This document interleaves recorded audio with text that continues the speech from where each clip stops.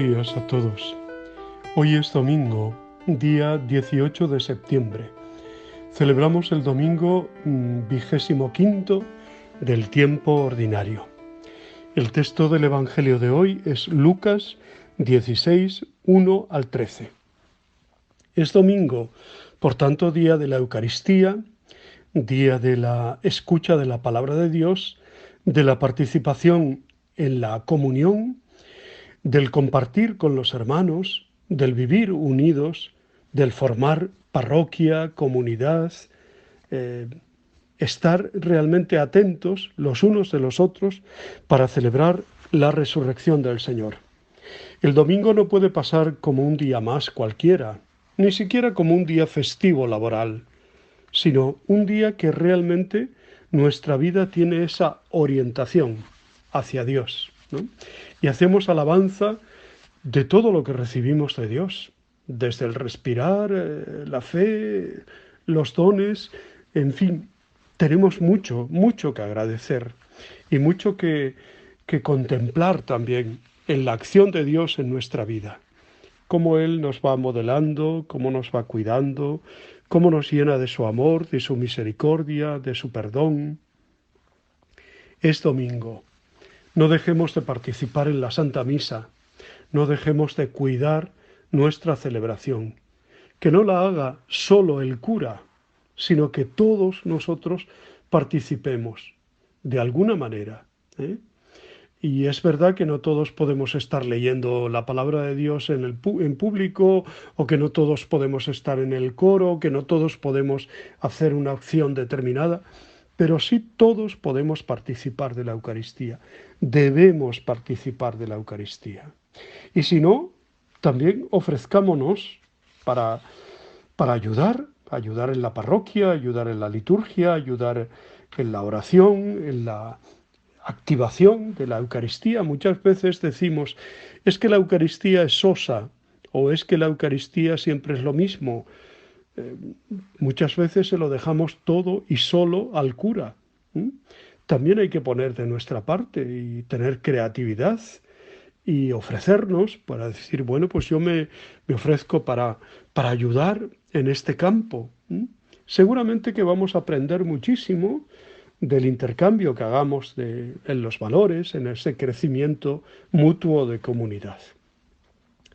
Decía que el texto del Evangelio de hoy es Lucas 16, 1 al 13. El mensaje del Evangelio es radical.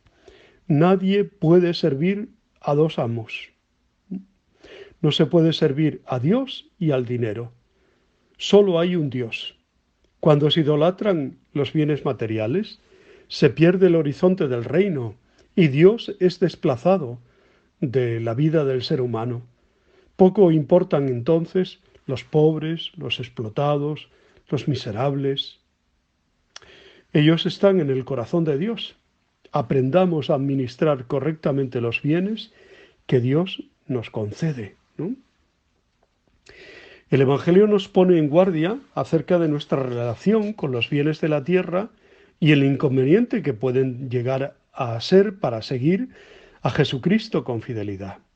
También en este domingo se nos revela cómo la salvación está destinada a todas las personas, a todas. Quiere el Padre que todos sus hijos disfruten de los bienes que ha creado y no que algunos lo acaparen sin compartirlo con el prójimo.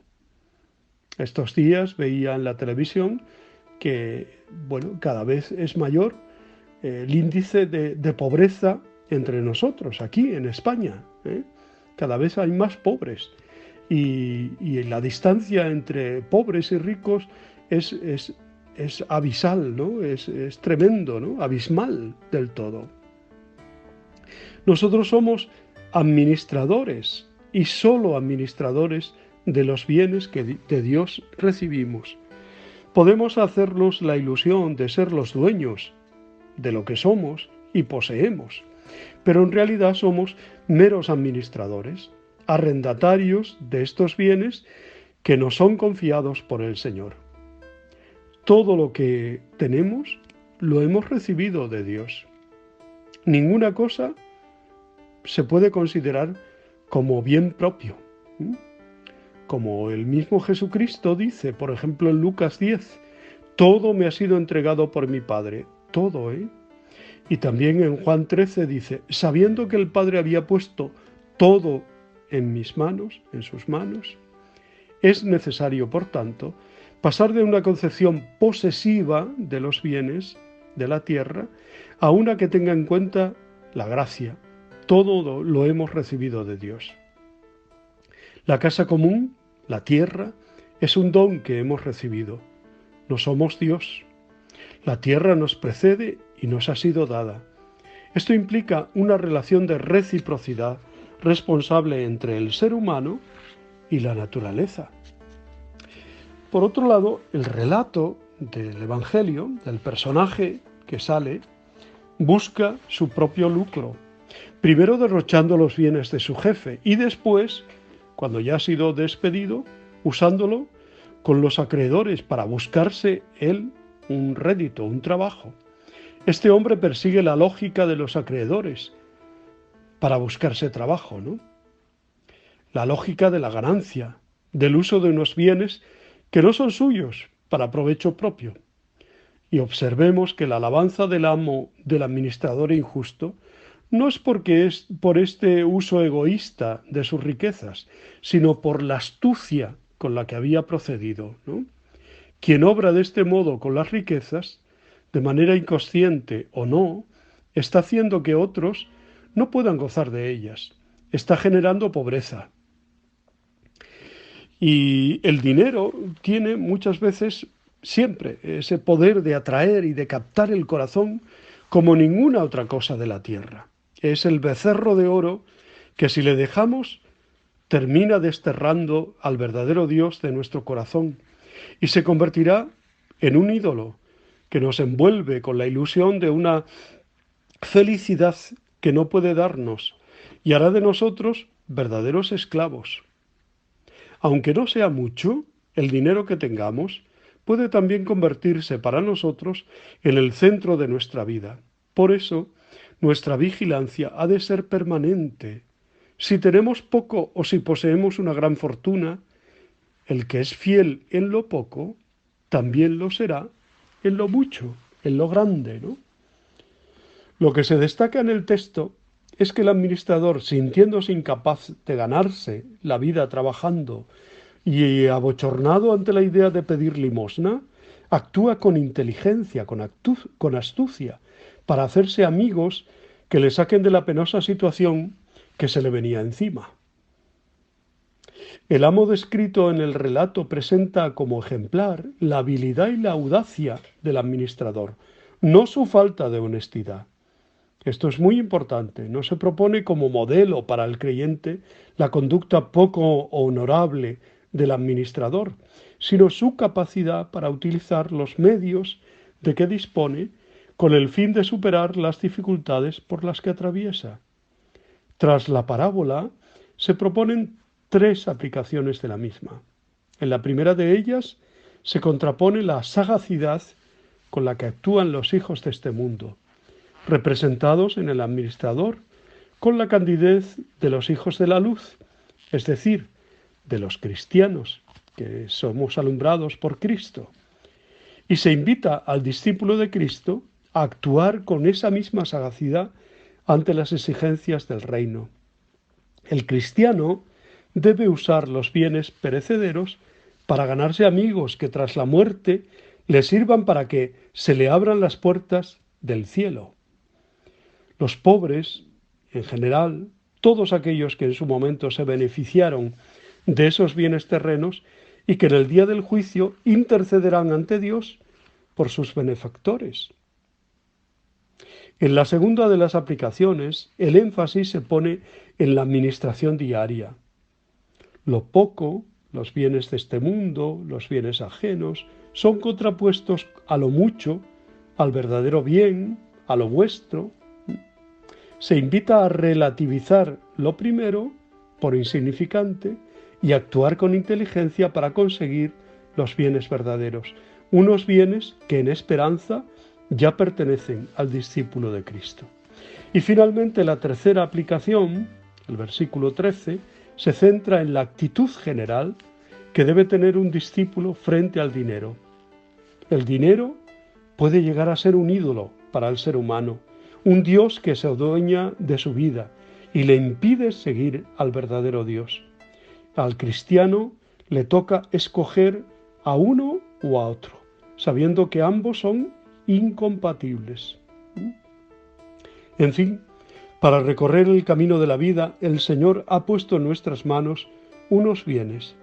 El uso que hagamos de ellos dependerá de la meta que queramos alcanzar. Es necesario ser astutos y sagaces para no tropezar ni equivocar el camino hacia el reino, ¿no? Como Cristo, que se hizo pobre para enriquecernos. Se necesita, pues, una cierta conversión en nuestra relación con el dinero, que nos puede esclavizar si le tenemos demasiado puesto en nuestro corazón. Puede acabar dominándonos y que vivamos para Él, ¿no? A veces empieza por un querer un poco más y se acaba convirtiendo en un deseo insaciable, del que nunca hay bastante. Ya lo dice el dicho popular, ¿no? La avaricia rompe el saco y el avaro nunca se encuentra satisfecho, siempre quiere más, ¿no? Los bienes materiales son medios, a través de los cuales cada uno de nosotros estamos llamados a vivir y a poner en práctica la enseñanza de la Escritura, que nos dice que hay más felicidad en dar que en acaparar, en recibir. O recordar aquella pregunta de la carta de San Juan: si uno tiene bienes del mundo y viendo a su hermano en necesidad, le cierra sus entrañas, ¿cómo va a estar en él el amor de Dios? Cada vez que damos algo con amor, por poco que sea, experimentamos paz, satisfacción interior, alegría. Estamos hechos para esto, para compartir, ¿no? Parece una paradoja. Cristo no nos ha enriquecido con su riqueza, sino con su pobreza. Es decir, con su amor que le impulsó a darse totalmente por nosotros, hasta dar la vida por este amor. Pues hemos de imitar a Jesús en este hacerse pobre, que va más allá de los bienes materiales, porque afecta a toda nuestra vida, a todas nuestras actitudes, en la manera de relacionarnos con el dinero, con las personas, con la vida en general, a todo, ¿no? Cuando no está Dios, es el dinero quien maneja nuestras vidas. Jesús quiere advertirnos de su poder, que es capaz de hacernos perder la cabeza. Por culpa del dinero se hacen las guerras, por culpa del dinero se explotan a las personas, por culpa del dinero se rompen muchas familias, por las herencias y los dineros. Y no es que el dinero no sea importante, lo necesitamos para vivir, pero es solo un medio, nunca un fin. La parábola del administrador infiel nos coloca en la situación de ese siervo que reparte astutamente la hacienda de su dueño para ganarse el favor de quienes luego podrán salvarle el pellejo. Son meros administradores de los bienes de esta tierra, y los pobres darán testimonio de si le dimos o no su parte, la parte que les corresponde, que en justicia nosotros no le hemos dado o no hemos compartido, ¿no?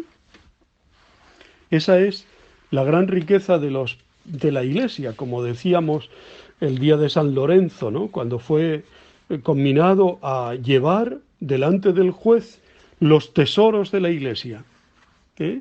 Porque se decía que la Iglesia tenía muchos tesoros y que acumulaba mucha riqueza. Y entonces San Lorenzo cogió y reunió a todos los pobres y los llevó en presencia del juez. Y extendiendo su mano dijo: estos son los tesoros y la riqueza de la Iglesia, los pobres. Cada vez que lo hicimos con uno de estos, nuestros humildes hermanos, nuestros pobres hermanos, con Cristo lo hacemos, ¿no? Y no es necesario a veces dar dinero, a veces es compartir lo que somos, lo que tenemos, un momento de escucha, un acompañar, un guiar a otro, bueno, muchas posibilidades hay. Bueno, os deseo muy buen domingo, un feliz domingo para todos. Os abrazo y os bendigo en el nombre del Padre, del Hijo y del Espíritu Santo. Os quiero.